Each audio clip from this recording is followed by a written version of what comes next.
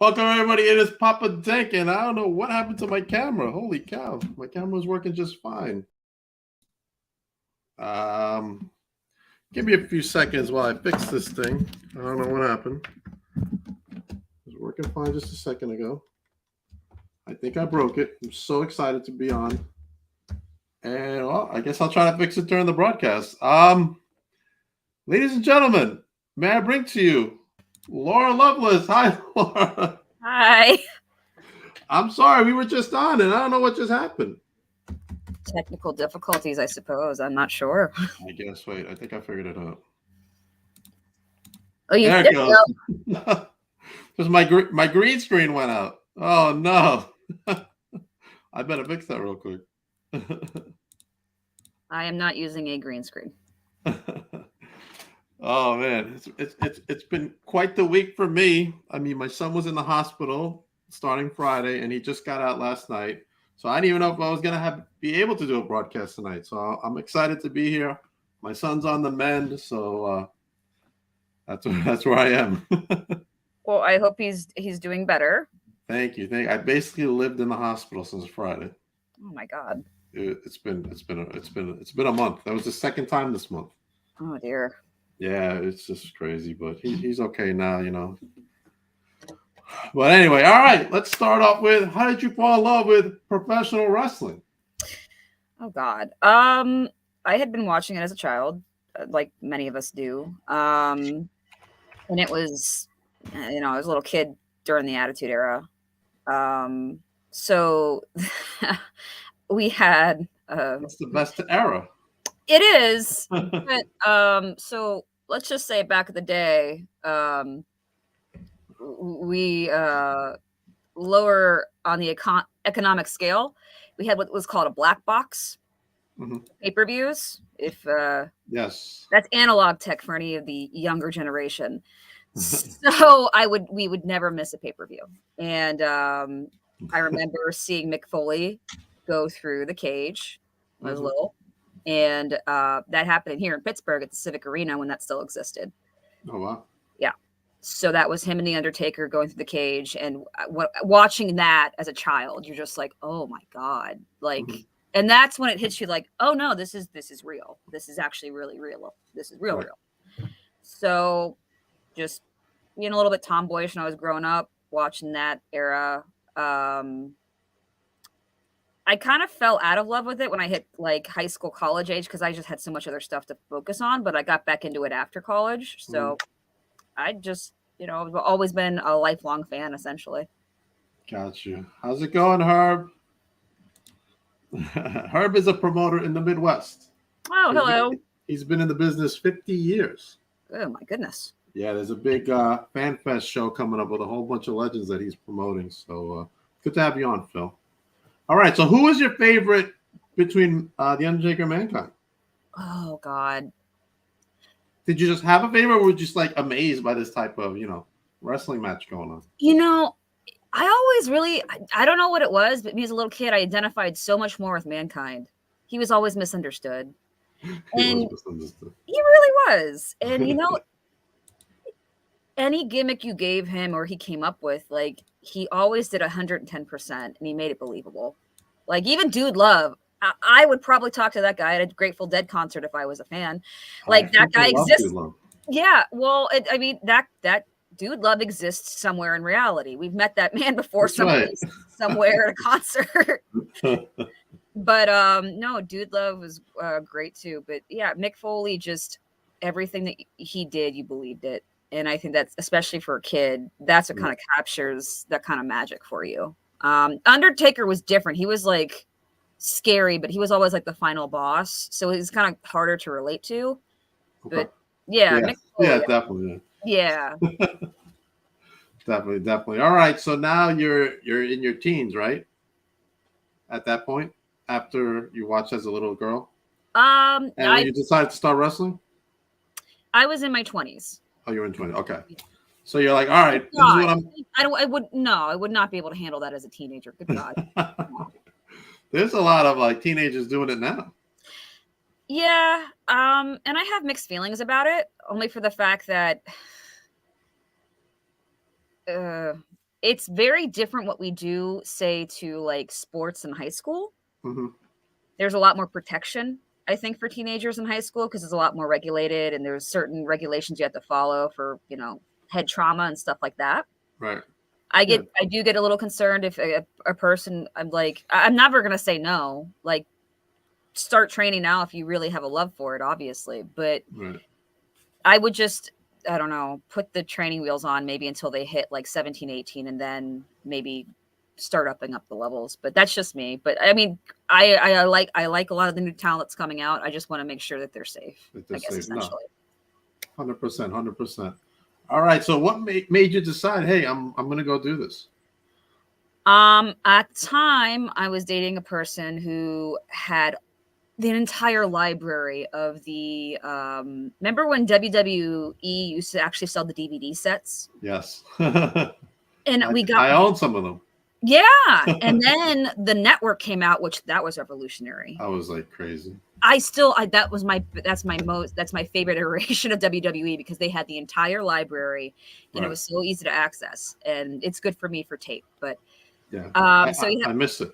me too. $9.99. I know. I know. I know. I'm Go ahead. I'm sorry. no. I mean, you get a lot of other stuff with Peacock, but like the network was like unique and special. The network was gold in Yeah, my it was. opinion. But Mine too. so we watched the series where they did the special about WCW versus WWF Hmm. and the Monday Night Wars, Right. and we watched it. I think maybe in 2 days' time, and I was just floored by it, and it kind of reinvigorated my bug for it. Hmm. So I said, "Hey, I'm gonna get us tickets for the Battle Royale that was here in Pittsburgh. What was it, 2013?" I Yeah. believe so. Yeah. And being at a live event like that, that was my first WWE live event, I think, ever. And It's yeah, breathtaking when you go. Yeah. and especially for the Yeah. Battle Royale, like that's crazy. And a couple weeks later, I was thinking about it and thinking about it. I'm like, I bet I could do this. I go to the gym all the time. I'm Hmm. pretty athletic.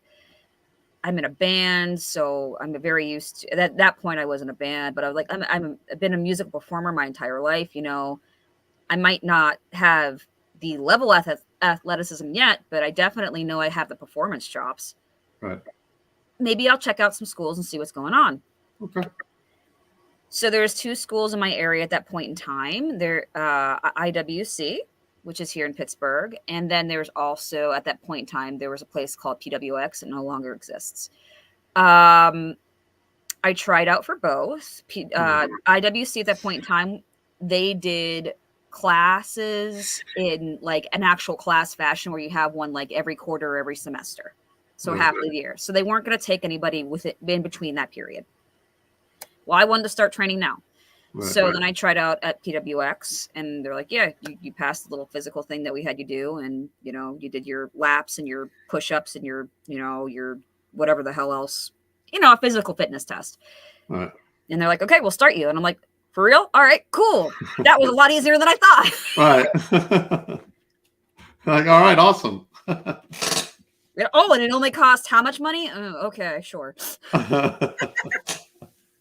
All right. So who are your head trainers? There is a gentleman by the name of Chris LaRusso. Mhm. He is now he was the former head trainer over at IWC. He started at PWX, then he went to IWC for a couple of years. Now he's at a company called Rise, and he books there.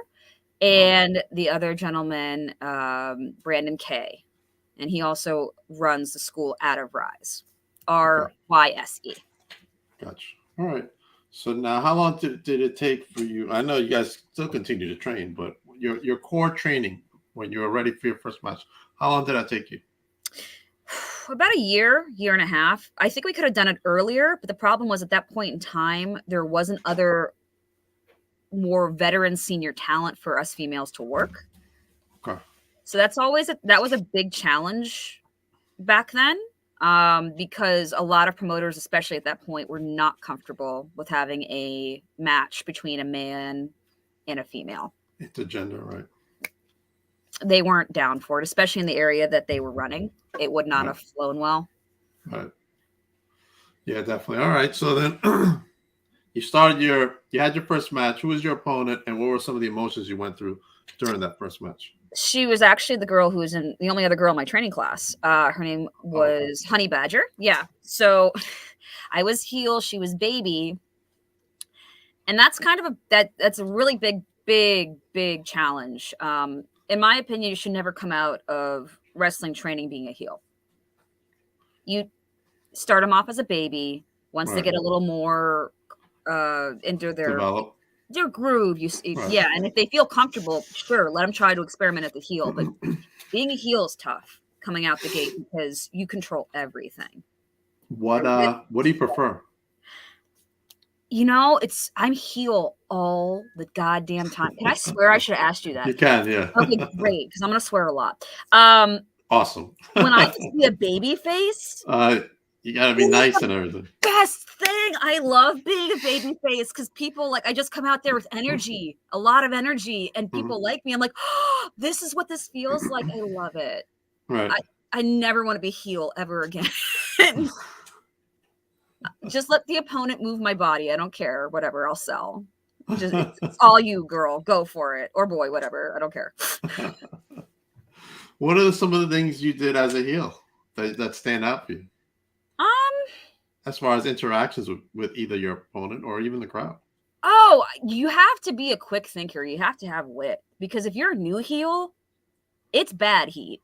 They don't like you because they think you're not going to be able to do shit. Right.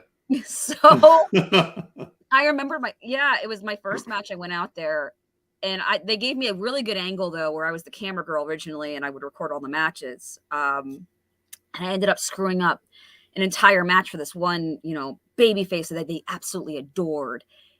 And I was recording him and he couldn't hit me because not only was I recording him, but it was in front of a bunch of fans. So he was just anchored. He's like, you can't. I just smiled at him as I held the camera because he can't do shit. And that was such a great angle. If I think about it, even to this day, I'm like, that was a really good call. I came out and this was a rough part of town. I'm not going to repeat some of the things that they said because gotcha. Yeah, but I'll never forget one dude, and I must have been half the size I am now. I was all skin and bones. One dude shouted, "You look like a man!" And I turned to him, and the seats were real close, and I said it quietly but loud enough, "More than you could ever hope to be." Whoa. And his friends oh, she got you. She got you, bro. Yeah. That was my moment where I knew I won. Even if I knew I was losing the match, I'm like, fuck that guy. Yeah, fuck that guy. I love it. All right. Favorite opponent you've had so far in your career? Oh, gosh. And why? That I can't pick just one. All right, pick two. Okay, I'll pick two. And the reasons are actually quite similar. They're my favorite opponents because I can learn the most from them because they've been doing this longer than I have and they're far more experienced. Raylan's great. I've heard of her before. She, I believe, was trained at OVW, and I think she was also trained by Rick Rogers, if I recall correctly. She has a lot of really good knowledge. She's been to Japan. She's on WoW right now. She's got a high energy. She's always thinking of different ways of combating different ways, how to approach something in the match that's not just traditional thinking, but making it more interesting. Right. Making it a little more high energy, but making always sure, and this is super important to me, it makes sense. And that's why I really appreciate her. I really enjoy working with her. She can always give you really good feedback. And then I would have to say Sumi Sakai, I got to do a mixed tag with. I still want to singles with her at some point. Sumi has such a huge library of knowledge, and she actually catches things that other people wouldn't. There is a clip of me kicking my friend in real life, Scarlett, in the face, but I just launched a big boot right in her face, and she sold it so well. Everyone loved it. Everyone oh, it looks so good. It looks so good. It looks so good. Sumi saw that, and she's like, "Hey, I want you to know you overextended your leg. Don't ever do that because it can end up breaking that way. Right. Oh, okay.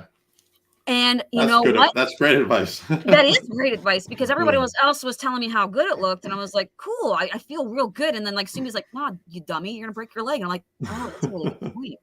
They're like, oh yeah, okay, yeah, you're right. No, I like people like that because they're like, no, yeah, I know it Yeah, looks cool, they're but keeping it real, right? they are. And that's Yeah, really, really important to have people like that. absolutely. To Now, what was like, Is it Scarlet? Who I think it is. yeah. All Well, right. like she wears red and black and she has the beautiful hair that comes out in the braids. Okay. And she's real tall and she'll beat the shit out of you. Not me. I'm not a professional like you. Oh, well, I don't know. Might not stop her. don't True. cross her. That's true. That's true.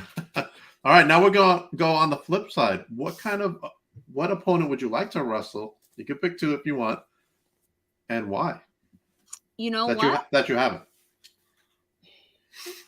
I can't say, and this is why. Okay. I never got to pick my opponents, and I never want to start. I think that any new opponent that I'm going to wrestle with, they're going to have their good points and their bad points. Okay. It's up to me as a professional to think and be able to be good enough to learn and be able to acclimate my style to their style. Because I don't want to just go to some place and have a Laura Loveless match. I don't like that. I want to make sure that they have as much input in what they can do and provide to it. Than just me dictating, well, you're going to do this, and we're done. Right. Yeah. So I think it's challenging. And there is a lot of that. You're right. There is. And to me, it kind of takes away a lot from the feeling of the unknown, especially even as a fan. Because if you're expecting the 5 Moons of Doom, oh, yay, they hit it. Yay. Well, that's great. I'm glad she got to hit all of her stuff. Well, what if she doesn't this time? Oh, you know what I mean? Right. Okay. Makes sense. What has been your best venue that you've wrestled out of? And why? Oh, gosh. Okay, I'll give you two. Recently, I wrestled for ASW in West Virginia, and it's an entire basketball court. It was great. The energy in there, the people, the town, there was like 400 or 500 people there. That was cool. Like, that felt good. Right. I've also wrestled in a barn. In a barn? Yeah. And that was That's also West Virginia. It was for their fair. Oh, okay. Shane Douglas was on that show. Was he? Yeah, he was. You know what, though? It was a fun match, and I got to see all the animals after, and I got to pet them. There was no animals in the barn while we were wrestling, but there was another barn nearby that had livestock. Right. Yeah, that was, and it was hot. It was like 99 degrees, but the crowd loved it. It was in this beautiful area of West Virginia. I don't know how you can wrestle in that kind of weather. I mean, I went to a show and it was outside and it was like probably around the same temperature. I was just filming for the promotion to get some footage and I'm just drenched. I can just imagine you guys in that kind of weather. You know, you'd be surprised. Once the adrenaline hits you, just kind of ignore everything. The only thing that's hard to ignore is if you sweat too much and you start slipping off one another and you're just like, oh shit. So you gotta just be a little more careful about your grip and how you're like do things. And just checking, hey, you all right? You gassed? All right, all right, let's go into a rest. Keep going, right? Yeah, just relax for a second. Let's catch our breath. That beautiful. Man, I think I had heat stroke that day. It's easy to happen. I once saw a person at a live show have to dive underneath the ring mid-match because he had to throw up because he got dehydrated. Oh, man. That was terrible. Yeah. But he got right back in there. He got right back in there. It was so bad. My camera because I use my phone to record on my iPhone, and it just shut off. It said it's too hot. It's shutting you down. I'm like, what the fuck am I gonna do? I can't film no more. Oh my god. It's crazy. So nuts. All right, let's go into favorite gimmick match that you've been in. Super Oprah. What makes it so favorite for you? Because Super Oprah don't play no games. and she will whip your ass if you ever try to snatch her black woman's wig. Super Oprah is about 6'4". Okay. I don't think you heard my question, but I want to go with this. Go ahead. No, and she hit me with her breasts. They felt like rocks. It's on YouTube. She grabs. Okay. Super Oprah's a lot of woman. I love Super. Yeah. This is definitely a story I haven't heard before in my whole 5 years I've been doing this. Yeah. No, Super Oprah. Like I was trying to punch her, and she's a barrel-chested woman. Breast of steel. She grabbed me by the head and just bam, sends me a foot back. She grabs me, gets me with the other one, and then she grabbed my gear, and then she threw me by it, which I almost got knocked into the ref. Oh man! If that's not gimmicks, I don't know what is. Okay, all right. But Super Oprah, definitely tough. She's tough a lady opponent. after my own heart. I adore Super Oprah. Always enjoy working her. Serena can't believe it. It's great. I gotta see that. It's online. You could find it. I'm gonna have to find that one. All right, let's step out of wrestling for a moment. What do you like to do on your time off, like from wrestling? What are some of the hobbies you like? So I'm a big gamer, actually. I've been playing. Okay. Yeah, big gamer. Cyberpunk is like my new second world. I'm a big nerd too. Definitely film. Kind of a little bit of a film buff. Music definitely too. I go to a lot of concerts. I do have a music degree, so I was in a former life. Yeah, it's all right. It's all right. I just went recently to a band called Health, and they're an electronic band, and it was really good. We also saw last summer Rage Against the Machine and Run the Jewels, which was an amazing show. Oh my God, what a great show. Besides the other stuff, working out, I enjoy cooking. You know, yeah. What's your favorite dish to cook? Oh God, anything Italian, because I'm Italian, very Italian, and I love making sauce from scratch and stuff like that. Can you make some killer meatballs? Because I love meatballs. That's my favorite thing. Yes, I can, and I can make really great, healthier turkey meatballs. Yep, I've been told that they are very addictive. So awesome. All right. Favorite movie you've seen so far? Oh God. Since you said film. Does it have to be new? Because I've seen. It doesn't have to be new. You know what movie I really enjoyed seeing in the theater that scared the absolute shit out of me was X. Oh yeah. Oh, that was so good. Yeah, it really was good. Yeah. Because I just thought, all right, it's gonna be they're taking a slasher. It's gonna be fun. No, like there's a point where you get in that film and you're just like, oh my God, I can't. Like we were like me and my husband were sitting at the edge of our seat, just like, yeah, like oh shit. Yeah, like this got really real. Yeah, when I saw it, I'm like, wow, this movie's actually pretty good. Yeah, it was great. I didn't expect it to be that great. And I'm happy they used the alligator. Yeah, because they teased it. They did. It's quite a scene. Yeah, it really is. What about a movie you're looking forward to? I don't even know what's coming out, to be honest with you. I'm so bad about keeping up on this stuff. All right. Movie I'm looking forward to for me, besides like a horror movie, would be probably the next Insidious. Oh God, no. Not me. No. No, not for you.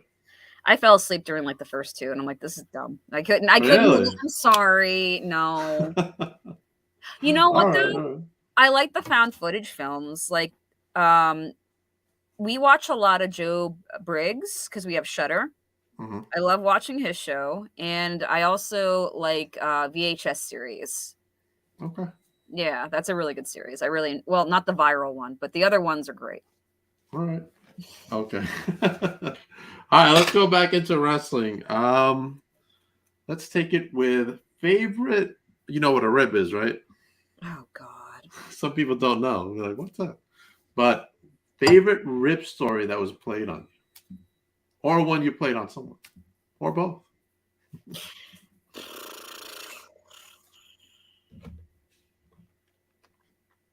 I'm trying to think very diplomatically here. Okay. I mean, that gimmick story was pretty good. But that's just all Oprah. She's just a goddess. Man. Okay.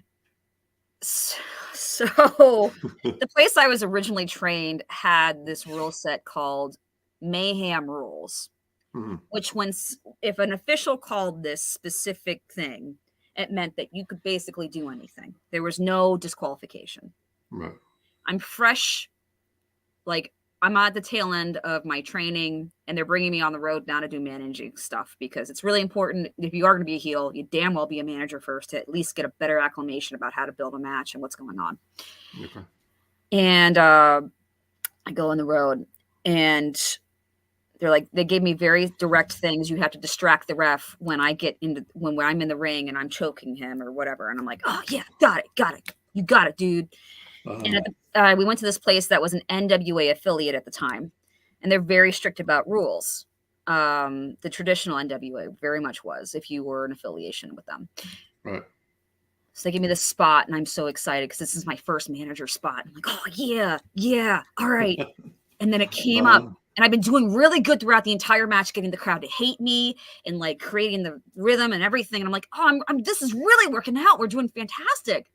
I'm like, oh shit, here's my spot. I gotta, distract the ref. I run into the ring and I turn the ref around to distract him. And he's looking at me like, what the fuck are you doing? Why are you in here? And then the guy I was with, he's like, oh no, she doesn't know that this isn't allowed. He schoolboys that the ref doesn't count me out. I get thrown out of the ring, and then they finish up and everything, and it's fine. But the guy I was with, he like grabs me by the shoulder. He's like, "What the hell was that?" Right. And I looked at him. I'm like, "Mayhem Rules, right?" And he's like, "No. I ribbed myself." So we were really concerned the promoter was going to have a very, bad talk with us. Like, we're not getting paid. We drove 3.5 hours to get here. This is not good. And he comes back and he makes a beeline for me and my partner. And I'm like, oh shit, we're going to get fired. Oh no. He went to bat for me. Oh my God. He comes up to both of us like, that was great. I've never seen anything like that before. And we're just like, oh my God. Oh, okay. Can you come back next month? And I'm like, yeah. So I ribbed myself. And that's the best rib, in my opinion. Nice. Good stuff, Laura. What are some of your goals for this year? I want to get out of state more. I want to get back down to the South. I've been to Tennessee before. I loved it. I've wrestled in North Carolina. It was fantastic. I love wrestling in the South. I want to get more up in the Northeast too. I've done some Capital Championship wrestling, which was really cool. Okay. I think I'm going to go back there this summer as well. We got some good stuff on Long Island too in New York. Yes. There's a lot going on in that scene. There's a lot going on in New York. Primarily, though, I'd really like to try to get out of the country this year. It was really rough. 2020, the beginning of 2020, the very tail end of 2019, I was really picking up a lot of headway, and I was actually starting to make connections where I could go overseas. And that just fell apart. Right. March 2020, I was supposed to go to Rise, RISE, for their whole thing, and I was going to be in Chicago in March, and then all the stuff happened, right? Yeah, so it kind of like sidelined me for about a good 1.5 to 2 years, but I would like to get back on that track. Okay. And hopefully wrestle. I would like to wrestle some girls, possibly from Japan. Fingers crossed, it might happen in the future, very near future. Okay. I would like to maybe go to Germany because I like the wrestling scene there. I'm a big fan of Jazzy. She's Okay. huge. But yeah, I'm keeping it kind of open and seeing what my options are. A lot of it's going to pertain on travel. Sweet, sweet. All right. Yeah, I mean, the pandemic kind of messed us all up. It sure did. Me, I wasn't streaming then, so I was like, I had nothing. I couldn't do anything. Were you bored? We did some like comedy stuff with my son. So it was his show, and we did like sketches in the beginning. Then we kind of just ripped on each other for the rest of the episode, and we kind of did that for a while, and that was pretty fun because I like doing comedy. So for me to do comedic moments, however silly it is, it was really fun for me, and to do it with my son, it was fun. So yeah, so we each had to do what we had to do during that time because everything was on lockdown. Yeah, you had to make your own fun. I definitely played a lot more video games at that point in time that I care to mention, especially Skyrim, but that's just me. That's right. That's right for Papa Thanks. Yeah. Yeah, I did this skit where I was hiding because I was scared of the pandemic because I'm a germaphobe. And everybody was looking for me, my son, my friend. They looked everywhere for me and they found me in my trunk. And when they opened the trunk, because they hopped in my car, they're going to go search for me again. And they heard me rattling back there. They opened the trunk, and I got this full beard, which I had to go find on Amazon, and it was like this big. I looked like Luke Harper, basically. And I had a big belly, so I stuffed myself up, and it was just a hot mess. But it was so fun to do. So during that time, how did you spend your time during that time? Well, I actually ended up getting pretty sick, unfortunately. Not corona. I unfortunately had what's called a pulmonary embolism. Oh wow! At the height of COVID. I was on a medication that I never should have been on. It was pulled very quickly thereafter, actually. And turns out, like, all right, well, I guess like PSA, sometimes birth control, depending on the dosage in which you take, you have to be very careful if you're an athlete because there could be it could have a blood clot effect. Right. What happened was we found out that it did cause me to have a blood clot in my leg, localized, and then because my leg went numb. I thought I pulled a muscle. I don't know what the hell this is. This has never happened to me in my life. Yeah. It traveled because I'm so healthy and I just kept stretching and running and just keeping up with my cardio. I'm like, oh, it'll work itself off. It'll work itself off. It worked itself through my body after it got out of my leg into my lungs. Oh, wow. So that's called a pulmonary embolism, but my lungs stopped the clot essentially, but it did mean that I couldn't breathe. So when that happened, it's the height of COVID. We thought I had COVID. And this is before the vaccines. Yeah, and all that stuff, or even like really what we knew for treatment. This happened in like June. Right. And I was coughing up blood. We didn't know what was going on. So he dropped my boyfriend at the time, he's now my husband, dropped me at the ER. And it was the scariest thing because at that point he couldn't come with me. Yeah, nobody could get into any hospital. No funerals, nothing. Well, and they're like, look, you're exhibiting some symptoms of COVID, so we have to put you in isolation immediately. And I'm like, oh my God. So they're wheeling me away, and I'm thinking to myself, holy shit, I'm never going to see him again. And they put me in like this room that has like a glass sliding door. It's the scariest thing ever. Yeah. I can't breathe. And I'm like holding my cell phone, and I'm like, this sucks. I don't want to die here. Yeah, no, it's scary. Yeah, absolutely. And they come into the room wearing those giant suits. Right. The hazmat suits. Yeah, and it was super scary. They're like, okay, well, we tested you, and they gave me the nozzle thing, and like, you don't have COVID, but we got to figure this out. They put me through the MRI. They figure out what's happening. They're like, all right, we got to get the clot out. It's a good thing you caught it now. And they put me on the thinners, and now I'm off, and I've been off thinner. Like, they only gave me like thinners that were like about 3 months. They're like, we don't want to keep you on this whatsoever. You're too healthy. It's out of your system. You're good. And I'm like, okay. But yeah, that took a lot out of me. Wow. It's unfortunate it happened, but I feel better. So Good, good, good. Glad yeah, to and hear. it's not like it was just kind of like one of those I don't have a family history. It was just one of those kinds of freak things that happen at the Right. absolute worst time. Wow. I remember when I went to get the vaccine, I had to travel to the city from Long Island. And I go into like the Javits, and it's like I thought I was like in the apocalypse. And I'm like, what the hell is going on here? It was really, really weird, really like out there. Or something you see like after like a nuclear fallout and everybody's like in the shelter. It was Yeah. just so weird.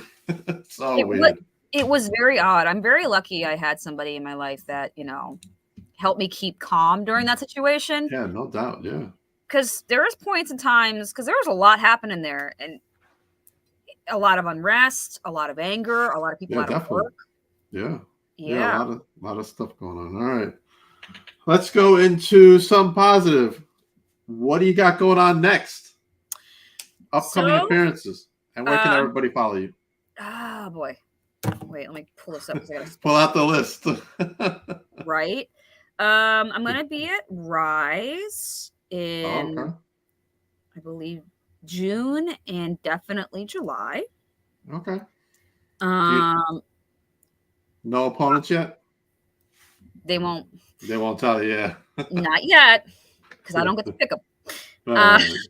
I also have, I believe I'm going back to CCW, and that's going to be the New Jersey, Philly area. Okay. That's going to be in June, or possibly, I think that's going to be in July and August. Okay. Yeah. It's on a.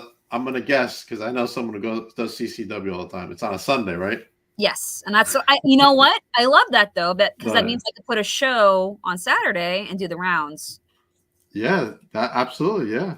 Yeah. You can go do rounds, right? Right. All right. Good. Good. Good. That's good stuff coming up. So where can everybody follow you? Okay, so the underscore real underscore Laura underscore Loveless is on Instagram. Don't follow my Facebook. Let's all be honest about Facebook. Also though, at Laura underscore Loveless is on my Twitter. If you really, you can find me at Laura Loveless on Facebook if you're feeling I froggy. had to search for you on Twitter. It didn't come up right away. They're having some issues on Twitter, I think. I think so. Well, And also on YouTube, Laura Loveless. You can find my wrestling page there too, and my TikTok. awesome, awesome. Is that match on there on your YouTube? Which one? The one with the gimmick match you were talking about? Hell yeah, Super Oh, Oprah's on there. and now I gotta go watch She it. grabs me and she chucks me. It's great. I think I was like less than 3 years maybe at that point, maybe 2 to 3 years at that point, I think. Awesome, awesome. All right, well, thank you for coming on the channel. I appreciate you coming on the show. Absolutely. Thank you so much. Really gonna enjoy going back up Northeast. Technically, Yeah. PA is that, but I'm in West PA. Everything else is in East PA. That's fine. West PA is where it's at. Hopefully I'll see you out here in Long Island because we got a show coming up. Oh, the Steelers. That's Britt Baker's favorite team. We come from the same place. Have you ever wrestled her? No, but I've met her quite a few times. Very nice girl. Oh, She was at awesome. IWC at her point in time where she was on her ascension, and I was just coming out of school. All right. Serena, thanks you very much for coming on the podcast. Serena is my executive booker. I appreciate Serena very much. She does a lot for me. Coming up in May 6th to be specific, we got BPW presents Higher Limits. You should go to victoryprowrestling.com and get your tickets for that event where we will have the King of Sass, Jordy Sparks, all the way from Australia, making his debut here at BPW, as well as Brittany Brooks coming on the show. So make sure you go and get your tickets. There's sponsorship opportunities for wrestlers if you're interested in that. Go to victoryprowrestling.com for all that information. Coming up in May, on May 18th, right here in Patchogue, New York, Wrestling Is Now is having their show. They're teaming up with Outlaw Wrestling. They're going to crown their first World Heavyweight Championship in a fatal elimination match. Look at all that talent in there.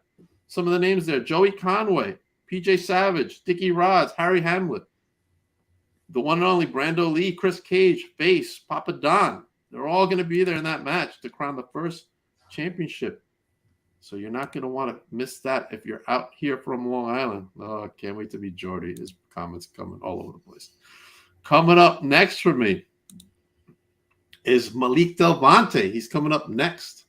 So stay tuned for that. Laura, I appreciate you coming on. And yeah, have a great night. Thank you so much. Thank you, everybody in the chat. We'll see you at 8. Laura, just stick around for a moment after the broadcast ends. And